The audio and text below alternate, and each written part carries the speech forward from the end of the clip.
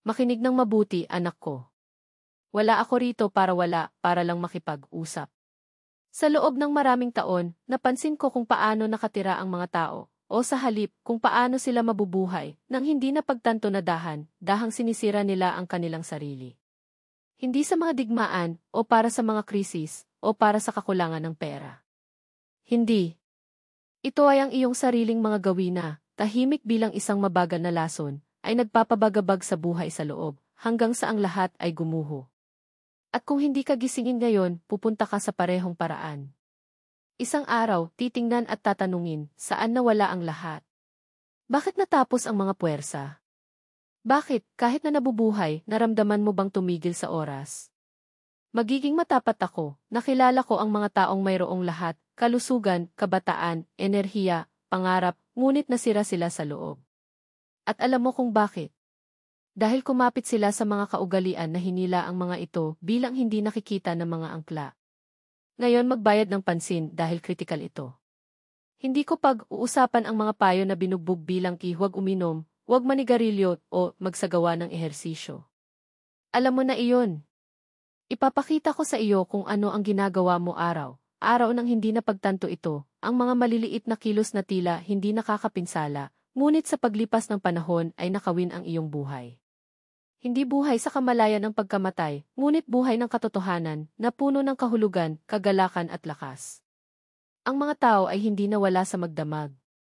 Ito ay isang mabagal na proseso, ihulog ang pagbagsak. Tuwing umaga kukunin mo ang iyong telepono bago ka huminga ng malalim at salamat sa araw. Tuwing gabi ipinangako mo bukas magsisimula ako, alam na nagsisinungaling ito sa iyong sarili. Ang bawat dahilan na tila walang kasalanan, ngunit tulad ng isang pin, unti-unting tumusok ng walang sakit.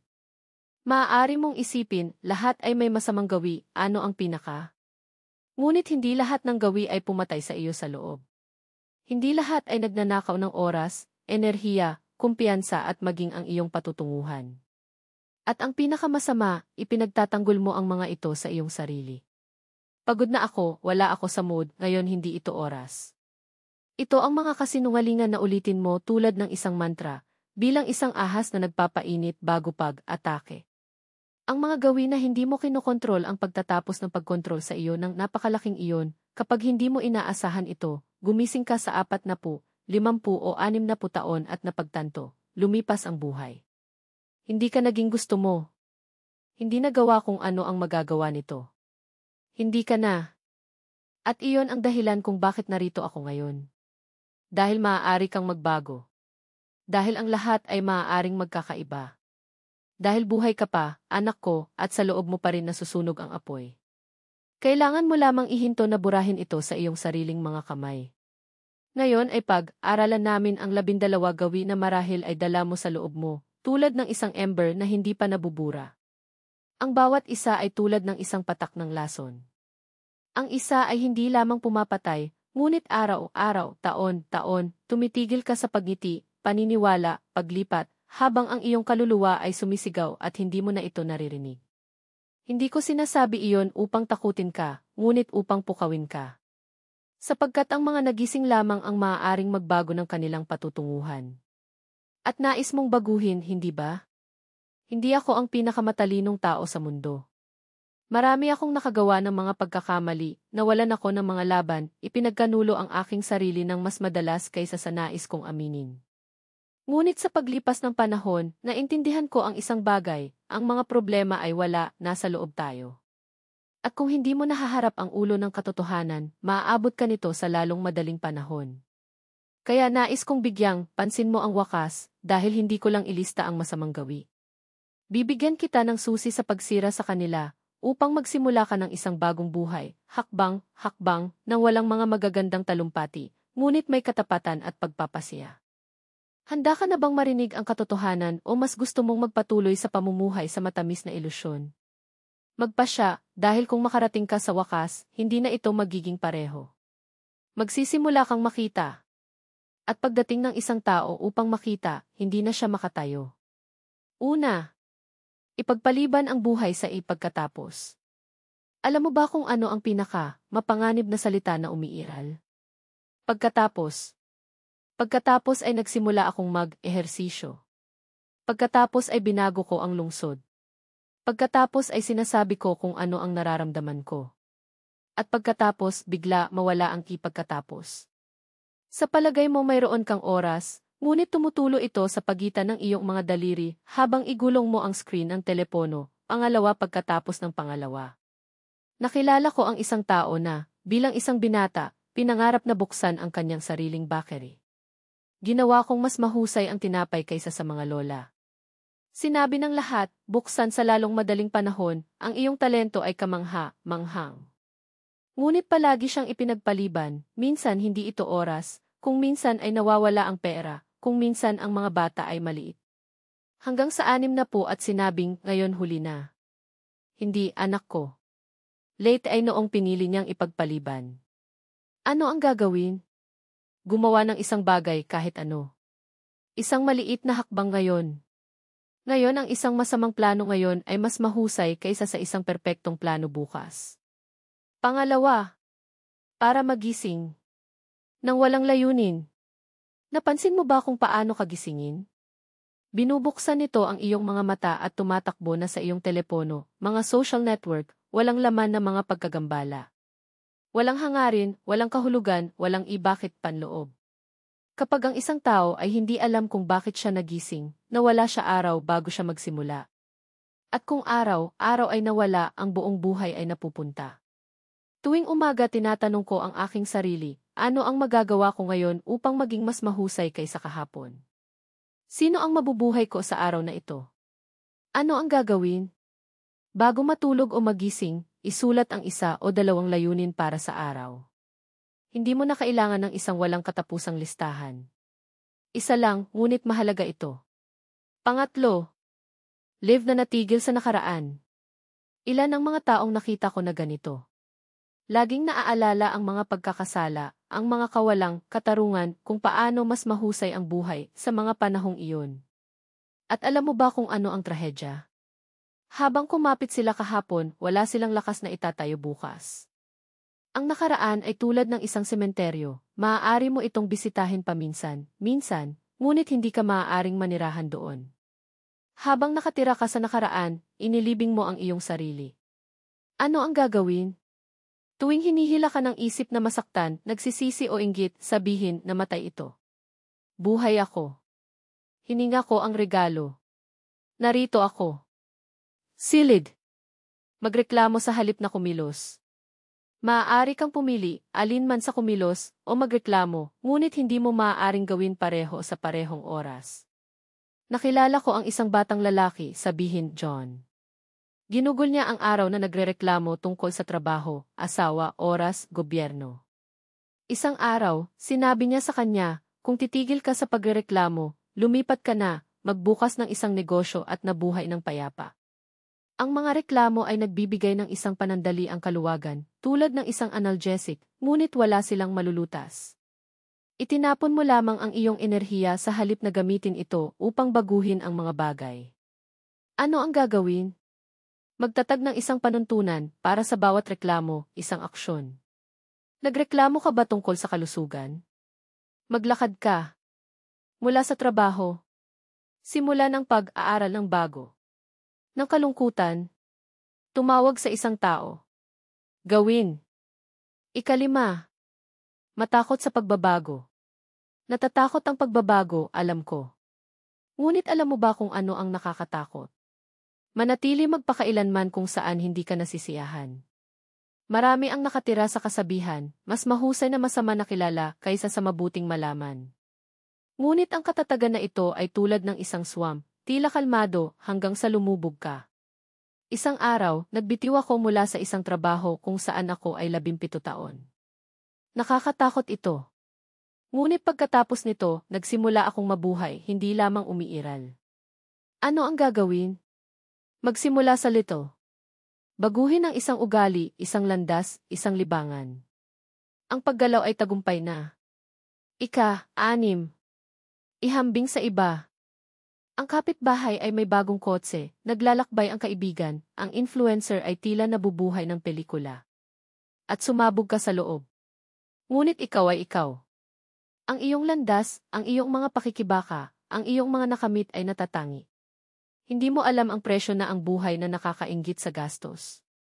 Inaamin ng Envy na hindi nito pinahahalagahan ang iyong sariling paglalakbay. Ano ang gagawin? Limitahan ang oras sa mga social network.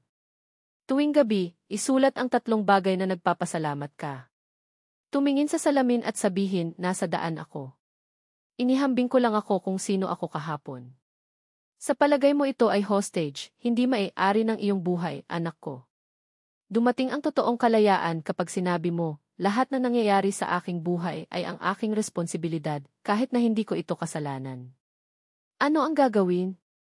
Tuwing umaga, tumingin sa salamin at sasabihin, ako ang may akda ng aking buhay. Kung hindi ko gusto ang script, isusulat ko ito. 8. Ang ugali ng pamumuhay ng walang disiplina. Gusto mo ng maraming bagay, ngunit hindi ka maaaring bumangon sa oras, magtrabaho, ay drop ang iyong telepono. Gusto ng mga resulta ng walang pagsisikap. Hindi ito umiiral, anak ko. Ang disiplina ay hindi parusa, ito ay kalayaan. Kalayaan ng katamaran, autocommiseration, kaguluhan. Alin man sa pagbuo mo ng iyong sarili o pagbagsak. Ano ang gagawin? Magsimula sa mga minidisiplina. Laging bumangon sa parehong oras. Gawin ang mga ehersisyo. Plano ang araw. Ito ay tulad ng isang buto, ang mga kalamnan ay lumalaki sa paligid nito. 9. Ang ugali ng pagtakas ng katahimikan. Napansin mo ba kung gaano nakakatakot na mag-isa sa iyong sarili?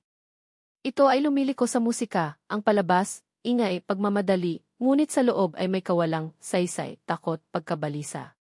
Hanggang sa malaman mong makasama ka, hindi mo malalaman kung sino ka talaga. Ano ang gagawin? 10 minuto ng katahimikan sa isang araw nang walang mga screen. Pakiramdam mo, pakinggan ang iyong hininga sa loobin. Mahirap ito, ngunit ito ang paraan para sa iyong sarili. Disyembre ang ugali ng pagkain, pag-inom o labis na panonood. Ang mga kaluwagan na ito ay makatakas. Hindi mo malulutas ang problema, malunod lang ito. Ang problema ay wala sa pagkain, alcohol o screen, ngunit sa panloob na walang bisa sinusubukan mong punan. Ano ang gagawin? Tanungin ang iyong sarili, ano ang gusto ko ngayon? Hindi ang tiyan, kundi ang kaluluwa. At simulan ang pagpapakain nito sa mga aksyon, pag-usap, kahulugan. 11. Ang ugali ng pagsasalita sa halip na kumilos. Kilala mo ba ang mga nagsasabing Lunes na nagsisimula ako, halos ako? Kung saan? Post? Hindi naaalala ng mundo ang mga salita, alalahanin ang mga aksyon. Ang pagsasalita ay madali, mahirap ang paggawa, ngunit ang paggawa lamang ng pagbabago sa buhay. Ano ang gagawin? Tuwing plano mo, tanungin, ano ang ginawa ko? At gumawa ng isang maliit na hakbang. Ngayon, 12. Ang ugali ng hindi paniniwala sa iyong sarili. Tumingin ka sa salamin at wala kang nakitang lakas. Tingnan ang layunin at iniisip, hindi ito para sa akin. Ngunit sinasabi ko sa iyo, ikaw ay higit pa sa iniisip mo. Ito ay mas malakas, mas matalinong, mas may kakayahang. Matagal na lang hindi naniniwala. Itinuro nila sa amin na matakot sa ating sarili. Ngunit hindi ka ginawa dahil sa takot, ngunit sa ilaw. Ano ang gagawin? Magsimula sa maliit na tagumpay.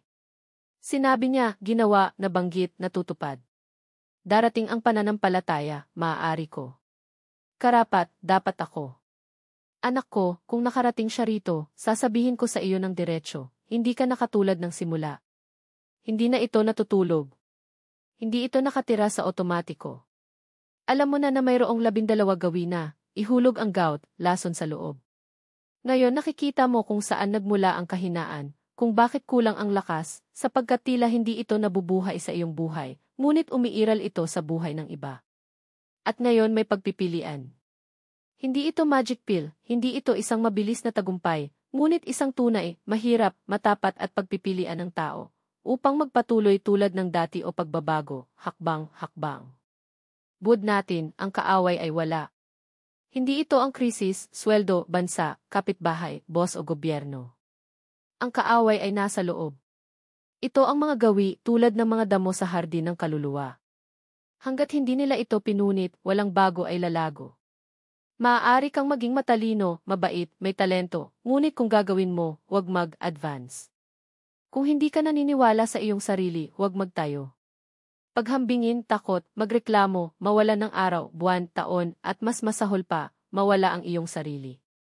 Sinasabi ko sa iyo, anak ko, ang tao ay hindi namatay kapag huminto ang katawan, ngunit kapag namatay ang kalooban. Kapag sinabi nito, ano? Hindi ito gagana. Tapos na. Naglalakad siya, kumakain, huminga, ngunit anino lamang ito. Ngunit hindi ka anino. Pinapanood ito dahil masakit. At kung masakit ito ay dahil buhay pa ito. Hindi sumunod. Nais niyang mabawi ang kanyang sarili, hindi sa iba, hindi upang patunayan ang anuman, ngunit humiga sa gabi at sabihin, ngayon ay tunay ako. Nabuhay ako, nagpupumiglas ako, mas mahusay ako kaysa kahapon. Makinig ngayon sa kung ano ang dapat kong sabihin, tulad ng isang taong naunawaan na huli na, hindi mo kailangang maging perpekto. Hindi mo kailangang gawin ang lahat ng sabay-sabay. Hindi na kailangang mangyaring lahat. Kailangan mong maging ikaw. Kailangan mong tumingin sa salamin na may katapatan. Hindi mo kailangang ipagkanulo ang iyong kaluluwa. Maaaring pagod ito, ngunit hindi natalo. Maaaring mawala ito, ngunit naghahanap. Maaaring masira ito, ngunit muling pagtatayo. Sapagkat ang buhay ay hindi ibinigay minsan. Ibinibigay ito araw-araw. At ngayon, ano ang gagawin? Tanong mo. Hindi oras para sa mahusay na mga plano. Panahon na para sa maliit, ngunit totoong mga hakbang. Narito ang iyong gawain, mula sa isang matandang Hudyo sa iyo. Isulat ang 3 gawi na nakilala mo dito at mayroon ka. Bukod, isulat kung ano ang maaari mong gawin upang simulan ang pagbabago ng mga ito. At sa susunod na 7 araw, gumawa ng isang maliit na hakbang sa isang araw. Isa, ngunit taos, puso. Hindi sa akin, hindi sa mga tagasunod, ngunit para sa iyo. Makinig ngayon sa isang kwento. Noong bata pa ako, nakilala ko ang isang sambong sa Jerusalem. Matanda na siya, halos bulag, ngunit nang magsalita siya, lahat ay tahimik. Isang araw tinanong ko, Rabbi, paano mabuhay ng tama? Umiti siya, naglagay ng isang chessboard sa harap ko at sinabi, kita nyo, sa chess ay hindi nanalo ng pinakamagagandang mga bid, ngunit hindi sumuko pagkatapos mawala ang bawat piraso. Ikaw din, ang aking anak, ay maaaring nawala ng mga taon, kalusugan, pananampalataya, sa kanilang sarili. Kung sa tingin mo, gusto ko. Handa na ako, wag mag-isa. Mag-subscribe sa channel na ito. Dito hindi kami nagsasalita ng walang laman na pagganyak para sa kamera. Dito nagtatrabaho tayo sa ating sarili, masira ang matanda, itayo ang bago, nang walang kaakit-akit, nang walang kasinungalingan talaga. Ang pag-subscribe ay tulad ng isang pagkakahawak sa kamay. Sinasabi mo, sumama ako sa iyo. Pinili kong lumaki, hindi mabulok. Pinipili ko ang ilaw, hindi ang gawain. Pinipili ko ang aking totoo. At sa wakas, ang pinakamahalagang bagay, kung walang nagsabi sa iyo, sasabihin ko, maaari mo, karapat, dapat ka, kailangan mo. Ito ay walang pagkakataon.